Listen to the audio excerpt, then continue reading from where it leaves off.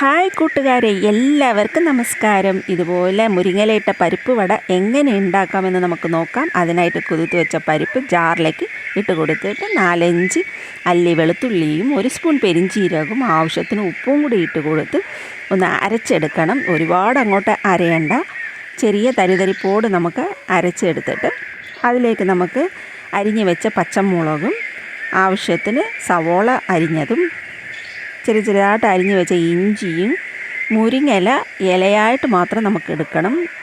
എന്നിട്ട് അതും കൂടി ഇട്ട് എല്ലാം കൂടെ ഇളക്കി സെറ്റാക്കി വെക്കണം. എല്ലാം ഇളക്കി അങ്ങോട്ട് സെറ്റാക്കി വെച്ചതിന് ശേഷം നമുക്കിതെല്ലാം വറുത്ത് കോരി എടുക്കണ്ടേ. അതിനായിട്ട് നമുക്ക് എണ്ണയൊന്ന് ചൂടാക്കാം പാനിലേക്ക്. എന്നിട്ട് കൈ ഒന്ന് നനച്ചതിന് ശേഷം വേണം നമുക്ക് ഈ പരിപ്പ് ഇങ്ങനെ ഉരുട്ടിയെടുത്ത് അത് കയ്യിലേക്ക് വെച്ച് പരത്തി നല്ല റൗണ്ട് ഷേപ്പിലേക്ക് പരത്തി നമുക്ക് എണ്ണയിലേക്ക് ഇട്ട് കൊടുക്കാം. എല്ലാവർക്കും ഇത് ഇഷ്ടപ്പെടും. മുരിങ്ങയില കഴിക്കാത്ത കുട്ടികൾക്കൊക്കെ ഇതുപോലെ പരിപ്പ് വടയിൽ നമുക്ക് മുരിങ്ങയില ചേർത്ത് കൊടുത്തു കഴിഞ്ഞാൽ കഴിക്കാൻ എല്ലാവർക്കും ഇഷ്ടപ്പെടും. കാൽഷ്യം ഏറ്റവും ഹെൽത്തിയാണ്. അതുകൊണ്ട് ഇതുപോലെ എല്ലാവരും ഉണ്ടാക്കി നോക്കണം.